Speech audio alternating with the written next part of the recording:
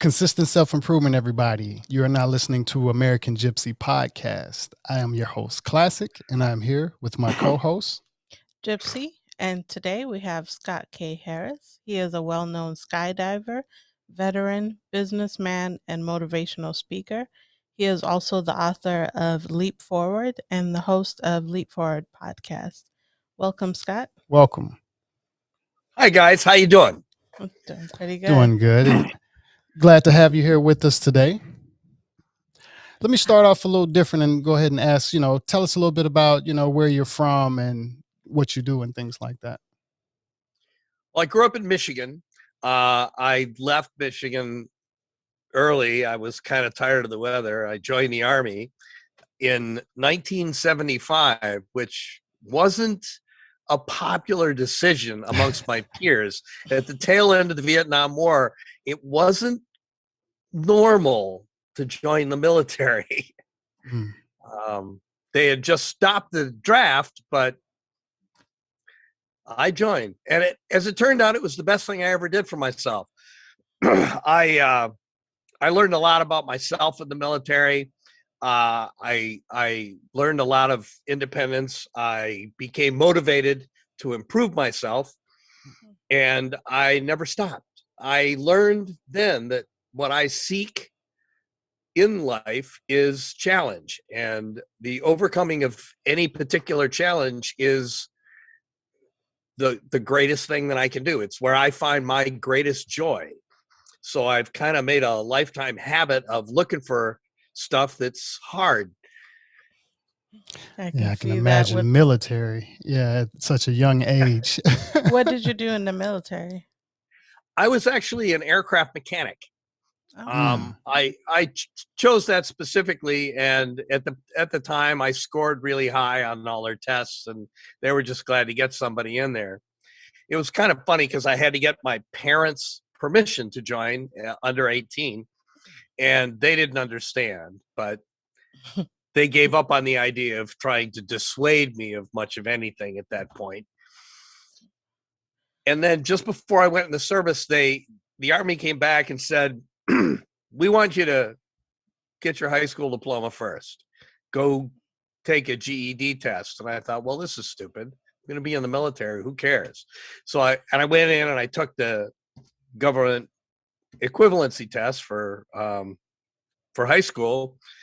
And I ended up being really pissed because I passed it easily. And they told me afterwards that I could have taken it at any time and gone to college. And I said, shit, I could have passed that when I was 12. Thanks for wasting the last 8 years of my life. Wow. But, I mean, it's kind of a funny story, but I didn't really care about that much, but it did seem kind of silly. It makes a lot of sense military. Today. Pardon? I'm saying it makes a lot of sense today, I guess, looking at the education system. Well, yeah, it was bad then. It's far worse now. Yeah, it's horrible. I honestly have a lot of strong feelings about the educational system. I feel that young people are getting the shaft. I think everybody, under the age of 35 is totally getting screwed. Our educational system is terrible. The expectations and the stories that are being told to young people when they're trying to, start their lives, it's all bullshit. People are not being given good information. They're not being taught useful things in school, and they're getting horrible advice from their parents and counselors. It's a mess. It really is. It's too bad. I got out of the Army and went to college and loved it, and I actually have 3 college degrees. Not that I would say that going to college is necessarily the best idea for a lot of people today. It's not, because it's not what it used to be. You don't come out of college necessarily being able to support yourself, or you haven't learned things that college was supposed to teach you. I mean, the whole point of going to college years ago was to set you up for a lifetime of learning and self-improvement. And then somewhere along the line, it changed and became a path to a job. And as a pathway to a job, it's a failure. because it's not. It was never intended to be a direct path to a specific job. It was supposed to be a direct path to a better life, being a better person, being a more knowledgeable and interested person. And they're not teaching you that anymore. They're not encouraging people to be curious and to make themselves better and to constantly learn new things to make themselves more valuable and more interested. Instead, it's a mess. It really is. And it's very unfair and sad. It's hard to get a real education anymore. You have to be very driven and subject specific to get any kind of an education that's of any real value in society. That's horrible. Yeah, they don't teach, I guess, modern day survival in education, even at least for what's going on today. So what was even back then? What's the difference even, I guess, going into the military then versus going now? What is one of the biggest difference is that you see? Well, that's a little hard to say. I mean, I have younger friends who are veterans, and I talk to them, and I have some idea what their experience is. I mean, when I was in the military, it was still more like the old military, and it was a little harsh, but it taught you harsh realities and taught you how to get, to do your best at whatever task is put before you. And more, it's become less like that. It's become, our current, I don't really know how to put it, but in our current society, we're trying to pacify everyone and try to not make anybody unhappy. We've ended up with a weaker military, and it's become a poorer experience to make better citizens because it's not based upon the same kind of training that it used to be, where you were pushed to do your very best so you could find out what you were capable of. That's the great gift that I got from being in the military. They pushed me to do my very best at, all kinds of things. And I learned what I was capable of, and it changed my whole attitude about life and made me a better person and made all of life easier for me because I learned how to accomplish things that in turn gave me a better life, helped me earn more money, helped me be more successful in my personal relationships with others, things like that. And I don't think it's quite as good at that as it once was. You say you was a you said was an aircraft mechanic? I was an aircraft mechanic in the Army. That's what I did. I fixed helicopters. When going in, did you have a fear of flying? No, I actually started flying when I was 12 years old. What? Nice. How do you start flying then? You have parents that were pilots? No, my parents weren't pilots, but my father was an orthodontist, and my parents weren't getting along. And home was kind of a mess and unpleasant. And my dad felt guilty about that. So I badgered them into sending me to the only school that I could find in the U.S. that had a flying club. And I'm still, to this day, I think I'm probably the only person I've ever heard of who, as a child, asked to be sent to military school, but I did. And it was just because I could learn to fly there. Nice. Yeah. I actually, my dad is a pilot, and I went to flights. I did mostly ground school, but I took a few flight lessons when I was about 16, 17. Nice. Well, that makes a little more sense. When you're 16, you can solo. When you're 17, you can get a private pilot's license. At 12, I could only go so far, and then I couldn't go any further until I turned 16. So I quit. I stopped because it became frustrating. But I mean, it really only makes sense to wait until you're at least 16 to take flying lessons because you can't really progress. Yeah. How did you like it? Was it a neat experience? I did. I didn't like ground school. You had to get through ground school first, and I was ready to fly, but you had to sit through, all the technical knowledge and everything. But then once I got into the flying, took like 3 flight lessons, and I didn't continue it afterwards, but I did enjoy it. But it's just at 16, 17, the budget was a little high, and I was like, I'll It's a circle lot. back There's a lot to of it. pressure. There's a lot of pressure, and it's the serious thing, and it Yeah, requires to learn to fly is a pretty big commitment. it is. I didn't get back to flying until after I got out of the Army when I was 19, and then I got my private and commercial and instrument and all that stuff. I got pretty serious about flying then, but before then it would have been tough. It's not really a kid's game. No, I actually didn't realize when I got, um, we got up into the sky, and I realized, I was asking the guy like, okay, so where is the radar? Like, how do I know, what's around as far as other planes? And he's like, no, there isn't any. He's like, just look around. I'm like, what? So yeah, it was a little, See and be seen. yeah, which I thought was pretty nuts. But where I was was that? mostly So, doing it. was that here It's in or Minnesota. I okay? did it in Minnesota, and I've flown in Minnesota. It's pretty open country there. It's it not is. unless you're flying into one of the big cities. There's not a lot of traffic, and the Yeah. truth is it's a big ass sky. There's a lot of room up there. Yeah, it is. But it's still, scary first time getting up there and realizing that. But Yeah. What are some of the chances of learning to fly as an adult, or what's the pros and cons?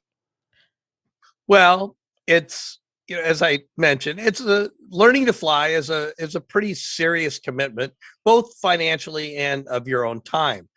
Flying is expensive. You have to pay for an aircraft rental to take flying lessons, which can cost anywhere from $35 to $85 an hour for a, a training type small aircraft. And then you're going to pay a flight instructor usually about $50 an hour.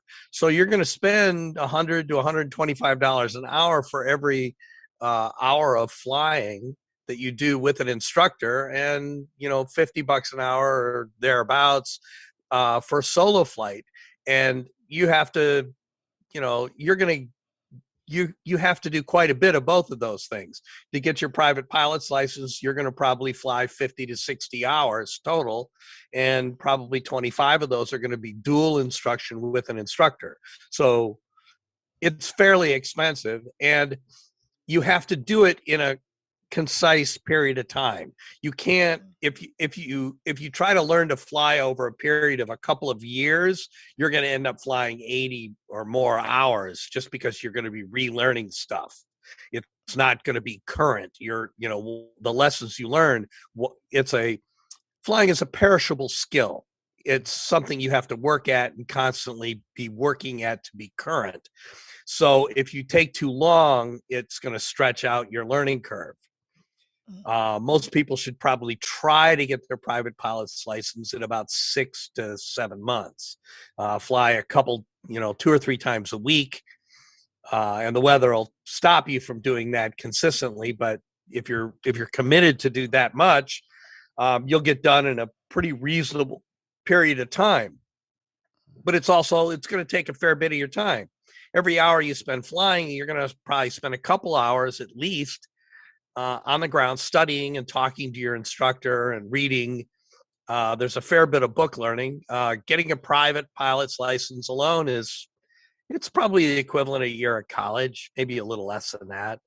But it's a substantial amount of technical information that you have to incorporate into the practical aspect of flying, because there's a lot of knowledge that you have to have, and it has to be you have to be able to recall it and use that information. It's not just you learn something in a book and it's abstract. It's something you have to be able to use. It has to be real to you, and you have to be able to recall it on demand.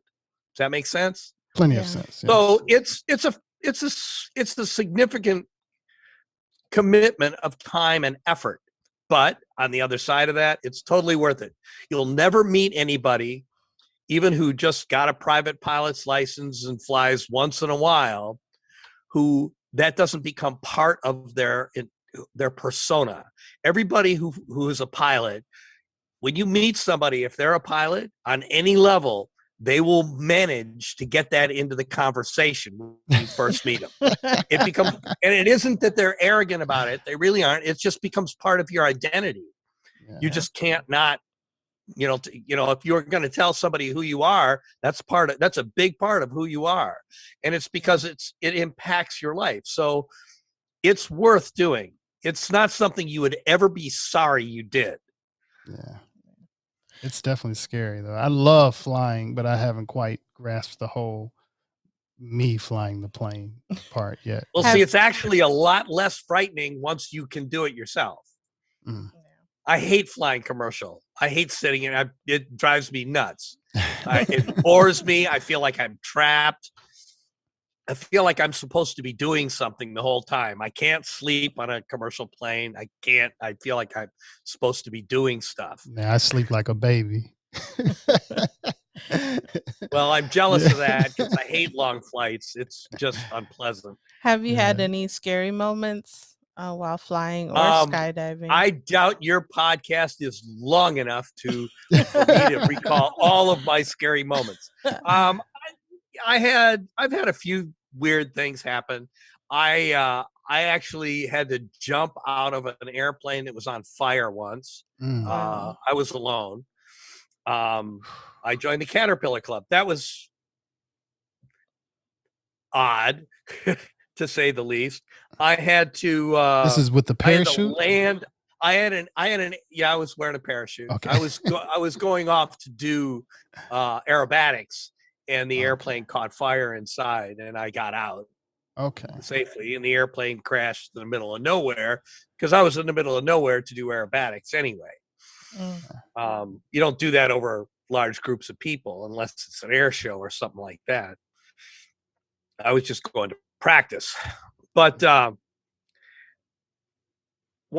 honestly, the scariest thing that happened is I was flying from San Francisco to LA. I lived in LA, and I had an engine problem in flight at night, and I was leaking oil out of the propeller governor, which would be like a transmission type thing in a car, and it was spilling oil on the windscreen, and it was making it hard to see, but obviously losing oil from an engine is a bad situation, and I had to find a place near me to land before the engine seized up, and I did, but it was pretty nervy, and it was a little out of the way airport that had lights, but you had to key the radio to make the lights come on and land, and I was having trouble getting them to come on,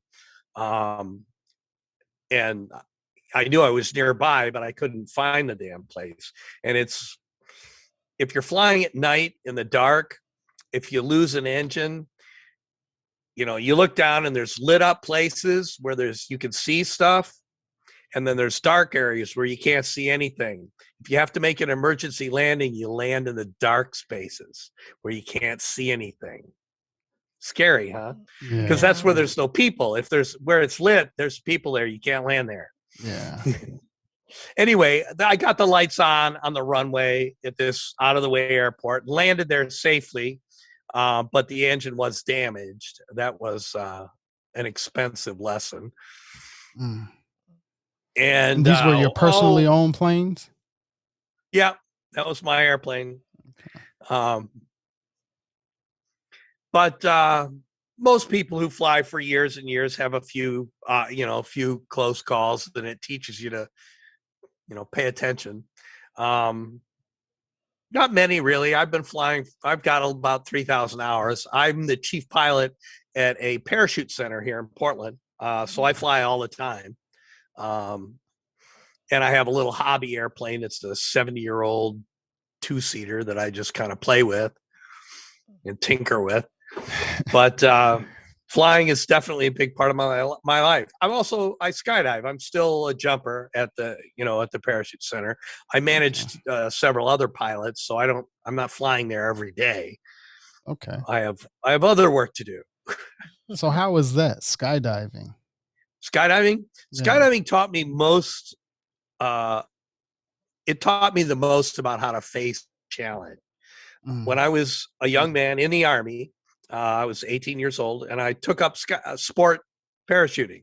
The military used to have clubs of different kinds for service personnel, and one of them was they had a skydiving club at a lot of different bases all over the world. And I saw these guys jumping, on the base. They always seemed to be having a lot of fun, so I thought it was something that I had to try. And it didn't take very many tries before I was hooked. And that was, what is that? 47 years ago, 46 years ago, something like that. I've got a little over 4,000 jumps. I put myself through college teaching other people to skydive. And later on, I was a tandem master. I did a lot of tandems with other people, and that was a lot of fun. And I competed. I won the National Collegiate Skydiving Championships while I was in college, just a couple of years after I got out of the Army.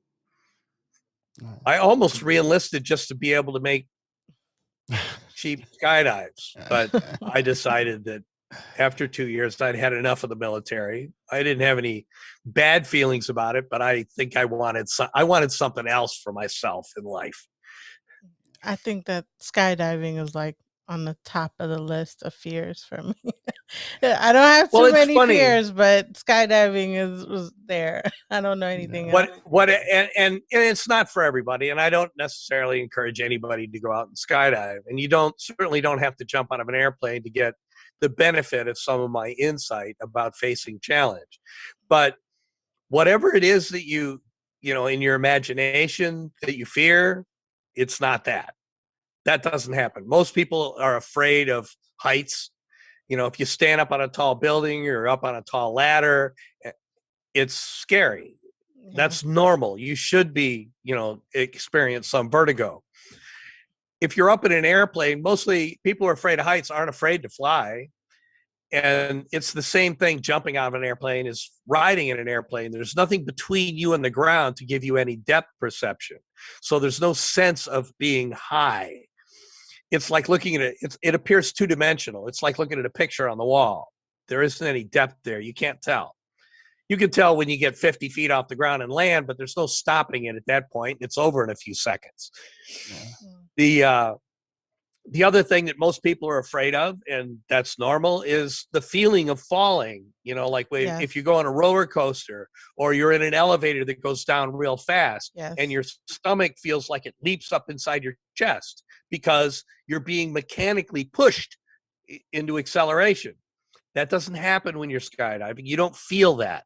When you're just before you jump out of an airplane, you're moving the same speed and direction the airplane is. After you get out the door, you're still moving the same speed and direction the airplane is. Over time, the air pressure changes, and that direction goes from forward to downward, and then you accelerate about another 20%, but that's it. And it happens over a period of about 8 seconds.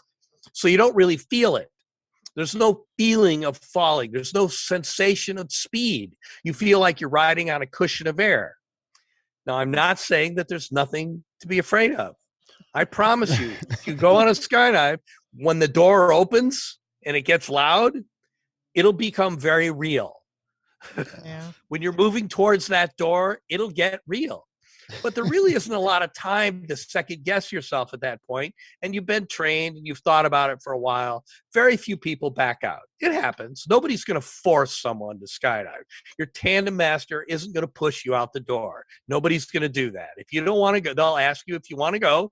And if you say no, you'll ride the airplane down. It's okay. But it happens so infrequently. I can count on one hand the number of times I've seen a student ride the airplane down. And that's over 40 some years. It just doesn't happen very often because when you're ready, when it's time to do it, it's time. There isn't a lot of time to think about it or second guess yourself. And most people just go ahead and do it. And most people are always pretty happy they did. That doesn't mean that you're necessarily going to become a skydiver and spend your whole life doing it. but it's a pretty wonderful experience. It's a, skydiving, like flying, gives you a sense of freedom that you don't find in almost anything else. Maybe scuba diving is a little like that too. You're stepping into a different universe. Where all the physical rules you've learned about using your body and moving through the world are completely different. And it really gives you a sense of freedom. Now, when I talk about facing challenge, I learned to face, substantial challenge skydiving. And for me, it's kind of like meditation. Transcendental meditation that my father practiced his whole life is about learning to focus all of your mental and physical resources on one thing and to clear your mind of everything else. And I promise you, when you're put your foot's in the door of the airplane and you're leaping out and you cross the line of not being able to come back and you're on your way out the door, you are not aware of your bills. You're not aware of problems with your spouse. You are unaware of what your job is like, or how much money is in your bank account. None of that stuff exists for you. You are 100% in the moment. And if you do anything that makes you focus so completely and clearly on anything, it will teach you to command that focus, to concentrate it at will, and you can direct it in any problem. Great athletes, great people who are great at any particular thing have learned to do this. They've all have this in common, that they've learned to focus all of their intellect, all of their personal resources on any particular problem. And they can use that in other areas than just the one where they have become expert. You mentioned transcendental meditation. How's that different from other types of meditation?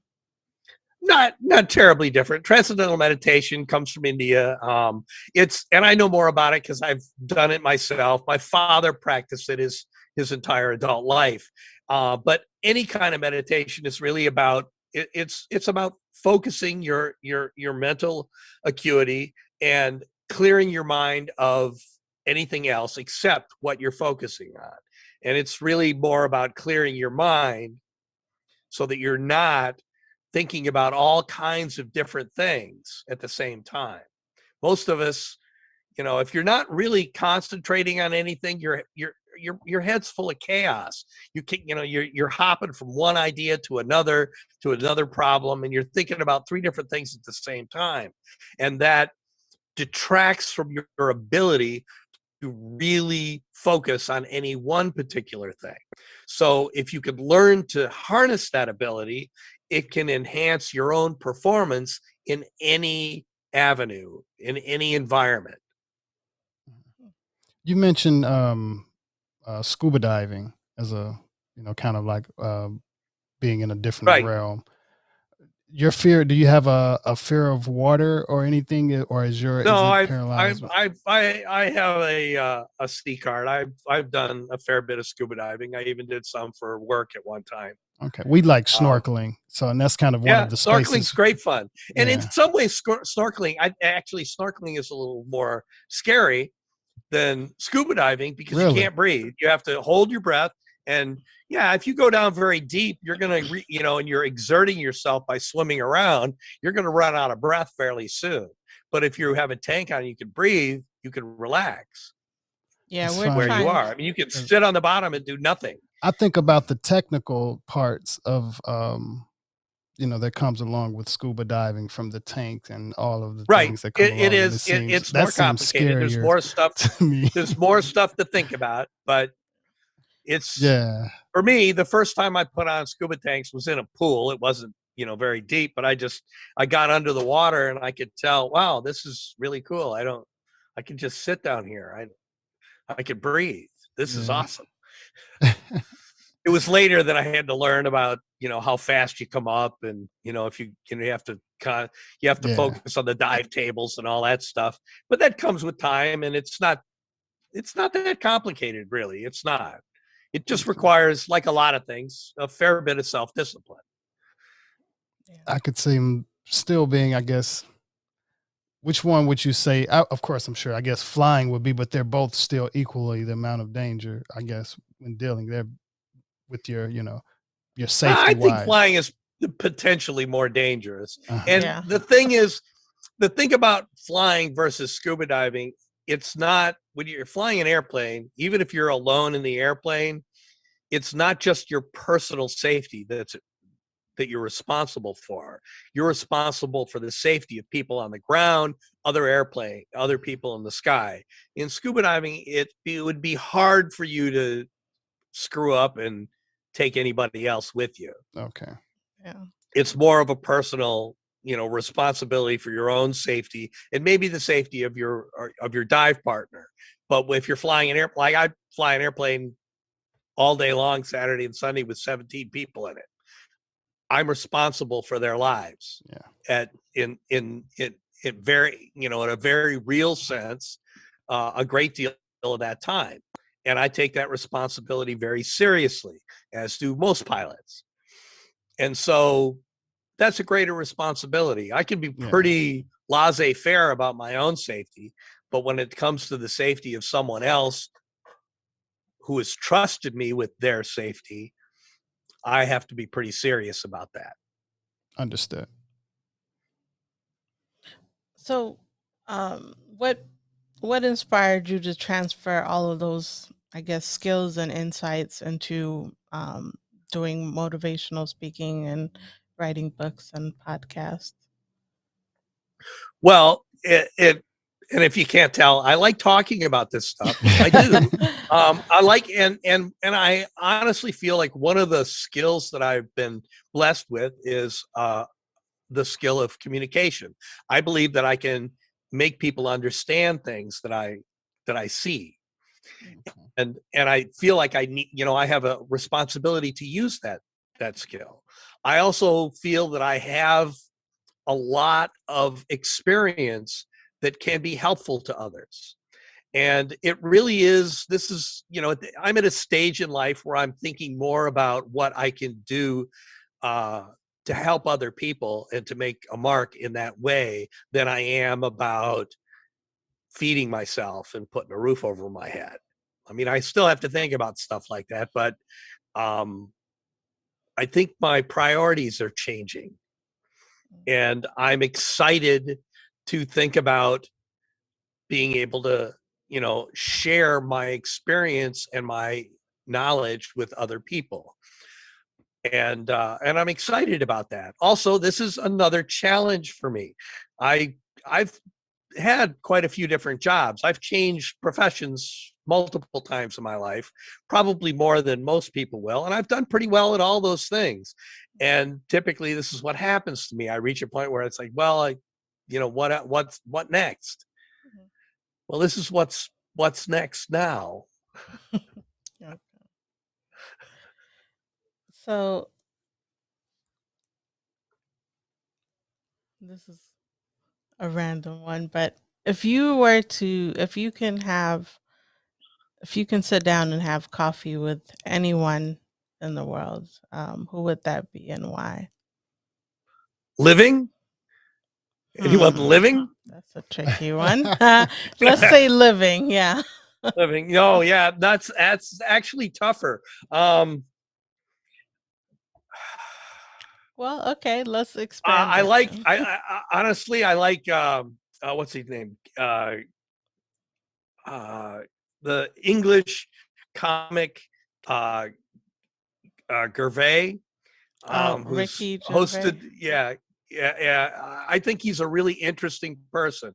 And what's the guy from who's he's a comedian, but he's a woodworker on from Parks and Rec. I've actually seen him live once, but he's a really interesting guy and real practical. I think probably one of my biggest heroes right now is the guy that I'm drawing a blank. This is horrible because I really admire this guy and I would love to talk to him. He established, well, he's an actor. He's the Dirty Jobs guy. He has he established a Works Foundation to help young people, you know, get scholarships for careers in the building trades and stuff like that, and go to college and end up $100,000 in debt and be unemployable. But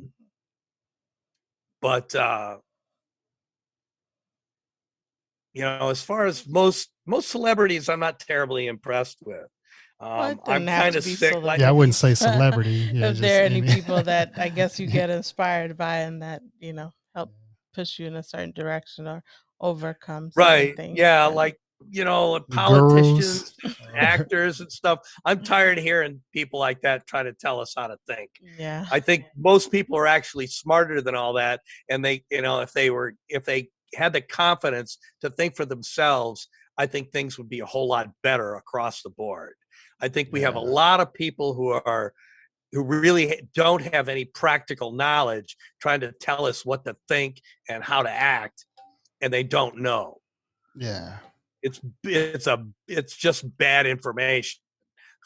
How do you feel psychologically things will turn over the next few years from everything that's happened from the pandemic and things like that? How do you see things? It's a little terrifying. I mean, it is, and I'm afraid. I think if you talk to, I think everybody feels unsettled, and they don't really, nobody's really sure what's going to happen next, and everybody knows that there's a tremendous turmoil out there, and we're all being pulled in different directions. And honestly, to me, I see we're all being pushed in different directions. We're being, the population of the entire earth, it's not just the US, everybody's being manipulated. Yeah. And it's and I think we're all aware that we're all being manipulated, and it's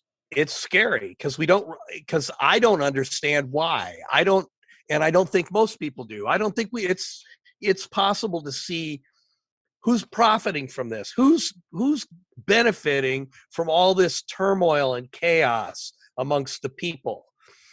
And it's hard to see. I mean, it's hard to point at one thing and say this is the evil culprit, but I think we can all agree that, the government's lying to us and manipulating us. The media's lying to us and manipulating us. Yeah. The only source of real knowledge and information is you guys. It's people who are doing podcasts and things like that, independent opinions and information.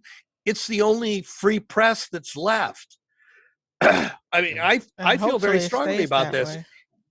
Well, but I mean, if you turn on any news outlet, and I don't care if it's Fox or NBC or CBS it's all bullshit. They all have their own agenda, and they're gonna feed you whatever it is that they think that you want to hear. That's gonna make people turn to their channel. And it's not news. They're not reporting the news. They're not telling you what's happening and letting you think for yourself about what, how you feel about it.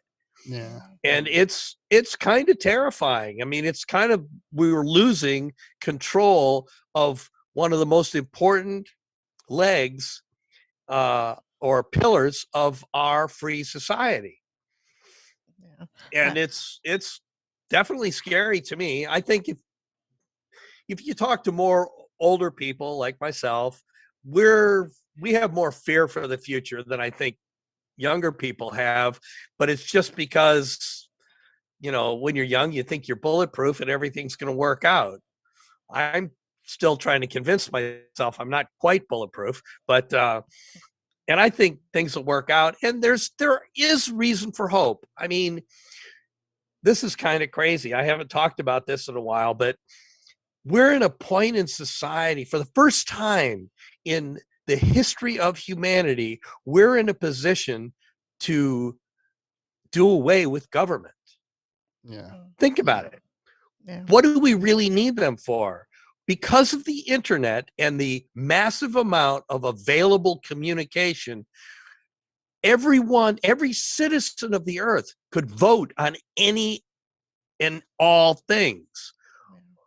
the whole point of representative government that we have in the United States is based on the idea that nobody can get together and do all that. So we just vote for somebody that we think is going to, make decisions that we like. Do we really need that anymore? Is that I mean, really what literally happened? That's everybody not in what's everybody in happening. the country could sit down at their computer every night and vote on different decisions. We could hire some managers to oversee the nuts and bolts of implementing the things that we decide on. But do we really need these idiots deciding for us what we want? I don't think so. No. And this is the first time in the history of mankind this has actually been possible on a grand scale.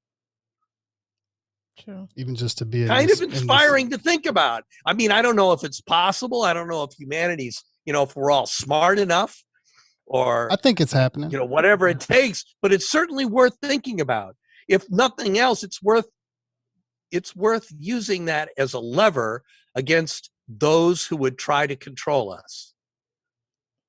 But how does that look as far as moving past this and even trying to move away from that kind of government? What is the system that's there in play, or how are we setting it up as a people? Well, I'm not sure. I mean, mostly, it would be a form of revolution to do away with government, but which is a little scary to talk. Like maybe I shouldn't have my name out here. Well, they at least don't need to be. I'm pretty sure I'm not important enough to have anybody, dark suited thugs come to my house at night.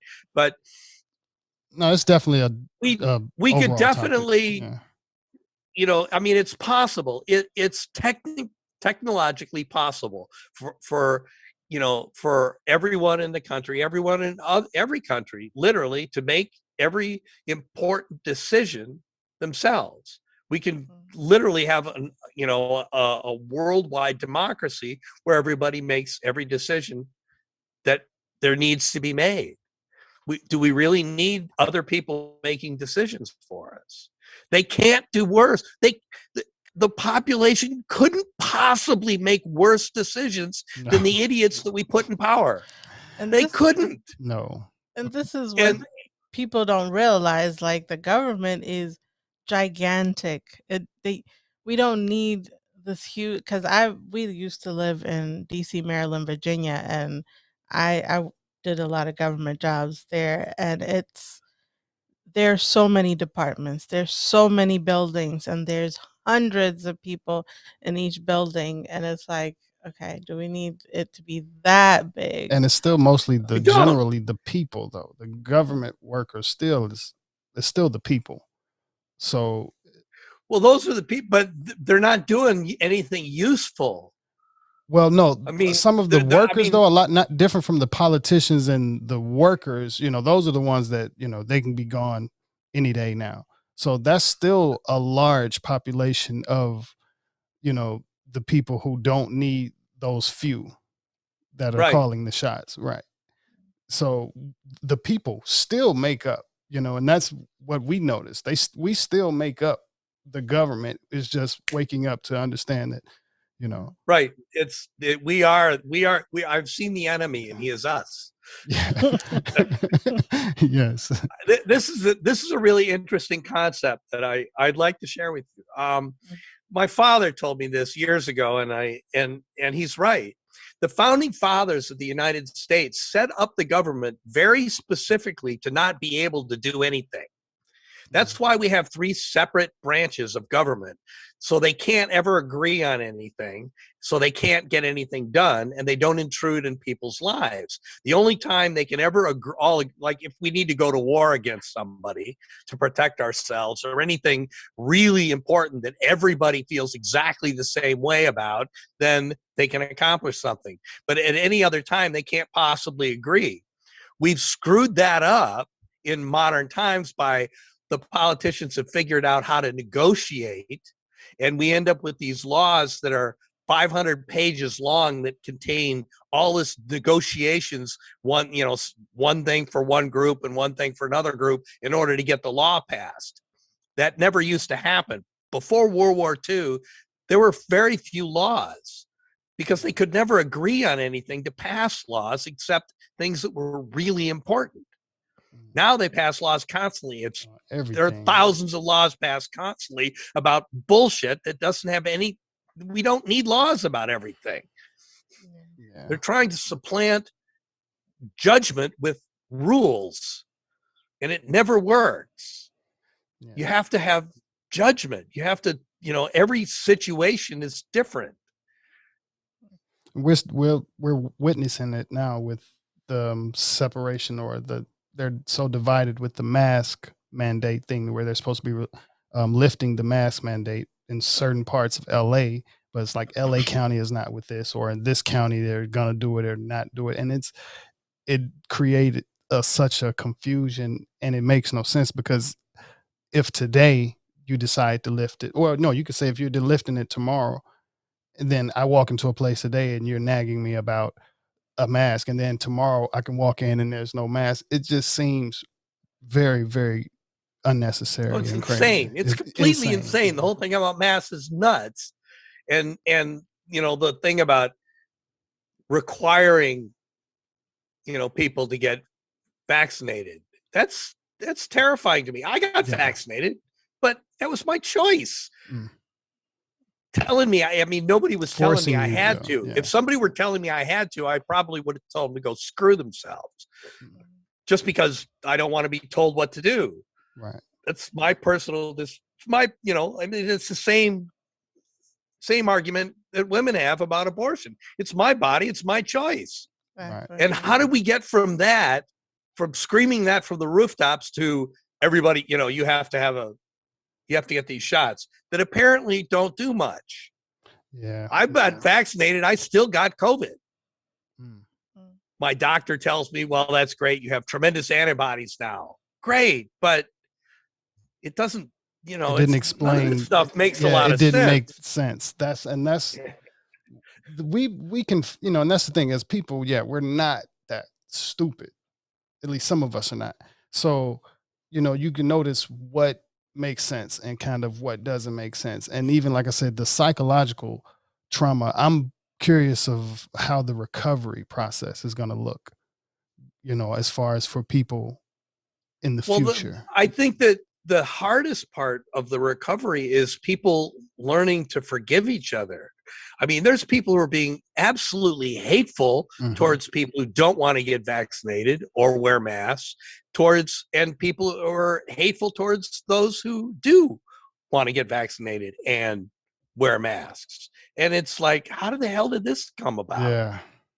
Yeah. And it's gotten to the point where people can't discuss politics. I mean, politics is something we always discussed, and it was a common joke. You don't talk about politics or religion at the dinner table, but in truth, that's people talked about both things all the time at the dinner table. But you can have opposing views and discuss it, because at the end of the day, you all knew it was bullshit, that you were never going to have any real effect on anything as an individual, and all the politicians are liars, and it's just theater. It's human theater that we're talking about. And now everybody thinks it's all life and death, that some politicians are great and some are evil. No, they're all pretty much useless. They're not. And it's a real reality check to live long enough to get to that point to you realize, like, well, it's always been. I mean, it's a little frightening to me to see how people are so polarized and antagonistic that they literally think that they hate somebody who thinks a certain way, or they hate somebody who thinks a different way than they do. Or, I mean, it's that frightens me. That's the complete lack of humanity. Yeah, because you learn the most having a conversation with someone with an opposing viewpoint. I mean, at least you get to satisfy, like, how it helps you understand how someone can think a certain way or have a certain perspective, and you might. Well, the truth is no matter what you think or how you feel about anything, you've got a good reason to think that way. You didn't just. Most of the time, some people are just parroting what somebody else told them, which is a little terrifying. to begin with, that they're not thinking for themselves anymore. But Yeah. That goes to most people have a education as good, well. huh? That goes back to education, where we were taught to think a certain way Right. with the We're school they're system. Yeah. in school and in a lot of areas of life anymore. People are not being taught to think critically and to question, and that's a big departure from what the way things have been for a long time. I was taught to question everything. And that Yeah. doesn't mean that I'm against everything. It means that I want to decide for myself what I think about it. And I think environment may be important as well. You say you were taught to question everything, even growing up as a child, some people weren't actually allowed to question things. And I'm Right. realizing that as an adult, just learning about certain history, even with my own parents, we realized situations where they just weren't allowed to question things. So Absolutely. And that's horrifying. And I was blessed. I mean, my parents failed in a lot of ways because they're just, human beings like everybody else, but they definitely succeeded in encouraging me to think for myself and to question things and make up my own mind about everything. And everyone really needs to be able to do that. mm, And if you can't, if you don't see the world critically and are somewhat suspicious and independent in your thoughts, it makes it very hard for you to be successful in anything. People who are successful are people who think independently. They're capable of, of creative and conflicting thought. They can think for themselves and they make up their own minds about things, and they are self-driven. People who are following whatever thing is in front of them are not. And it doesn't mean that they're not capable of that, but they have to get past not thinking for themselves. They have to get over the fear of being wrong and start to think for yourself. yeah, I guess to kind of go back a little bit with dealing with flying, what are some of Sure. your favorite places that you've ever been That I've ever flown to. or visited or Um, flown to, or yeah, just in the well, world? my What's my favorite place in the world that I've ever been was Tahiti, and Mm. and that was where my first child was conceived. I was there working with okay? my now ex-wife for 3 weeks, and it was just the most beautiful place in the world. I didn't wear shoes the whole time I was there. Mm. Mm, Everywhere you walked, the ground was soft. It Wow. wasn't like, not like California where the ground's all granite and stuff like that, and you got to wear sandals even when you're outside. Everything was soft and damp. The water was cool, and it was a color of blue I'd never seen before, and you could see forever through the water. And wow. the climate was just so incredibly pleasant, and all the people there had an attitude of, you know, taking it easy and being independent, being kind to each other, and nothing mattered that much because you're surrounded by beauty everywhere you looked. I mean, Mm. it was a beautiful, beautiful place. I've been a lot of other places. I lived in Egypt for a year, working on the water treatment plants there as an engineer. And that was fascinating, but challenging. It was a challenging place to live. It was a challenging place to get any work done. Why do But you say it that? was, well, it's such a different culture. Some things about this will be harder to say. This in Egypt, you have a majority of the people are Muslim, and a fairly large minority of the people are Christian. They're Copts, and the Copts are treated like third class citizens. Mm. Um, Only worse. They do most of the work, and the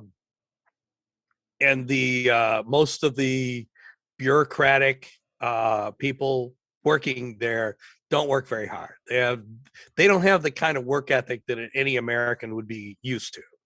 I oversaw 130 Egyptian engineers when I worked there at 5 different water treatment plants. And I would go into my office and work for a couple hours in the morning, and then I'd go out to one of the plants, and they would all start to show up, and they would have tea, and then they'd work for about an hour and a half, and then they'd have lunch, and then they'd work for an hour, and then they'd have tea again, and then they'd get on a bus and go home.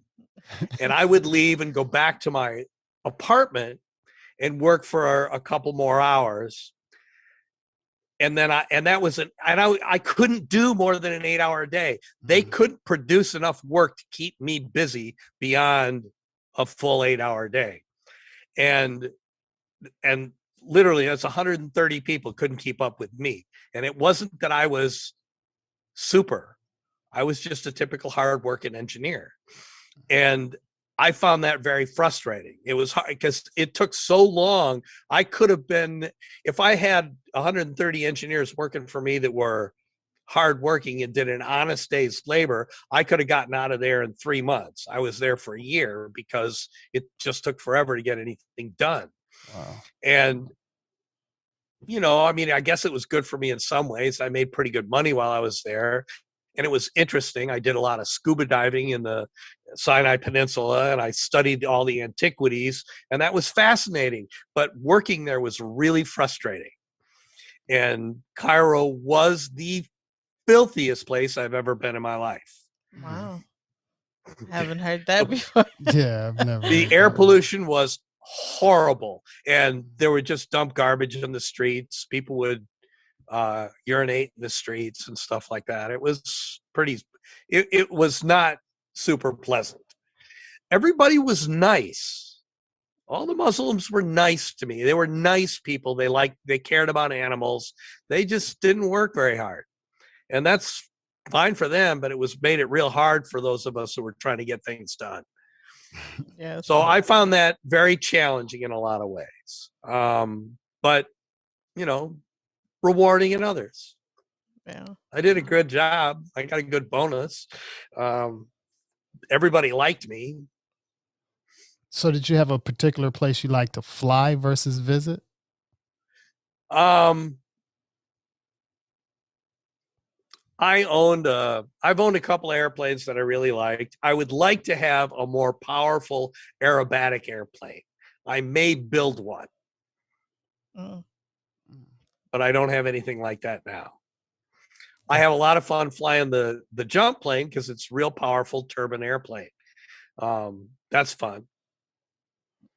So building planes, how does that the process usually go? And I guess Well, fast forward it usually takes about a year, maybe 2 years to build an airplane and you devoting most of your spare time towards doing it.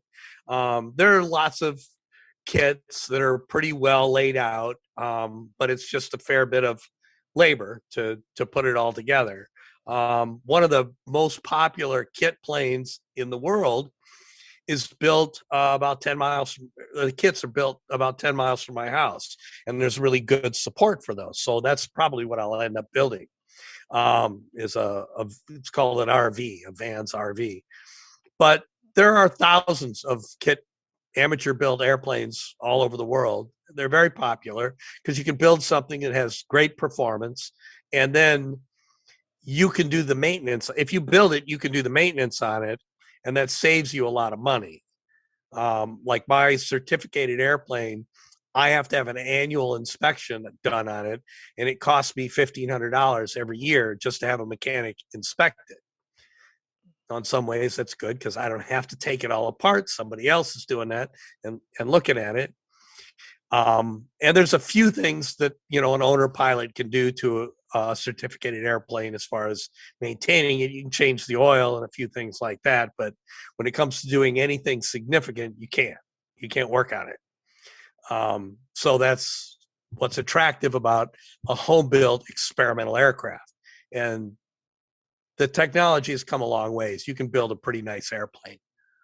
You just have to Nice. be careful. Yeah. But before we get ready to close it out, is there any information you'd like to share about your books and things like that? Well, my primary book is Leap Forward, and it is sort of autobiographical in that the entire book, basically, I talk about specific experiences that I've had in life and the lessons that I learned from that. And then I talk about how to employ those principles to other areas that other people can use those same principles to help them improve their own performance and find great joy in living, and as well as personal and professional success. Okay. It's kind of a labor of love. It's been a lot of fun. It was I just started writing it as an exercise. It's a little funny that I decided that when the pandemic hit, that work was going to slow down for me, so I was going to write another book in order to fill my time and be productive. And I started that one, and then my family told me I should write Leap Forward.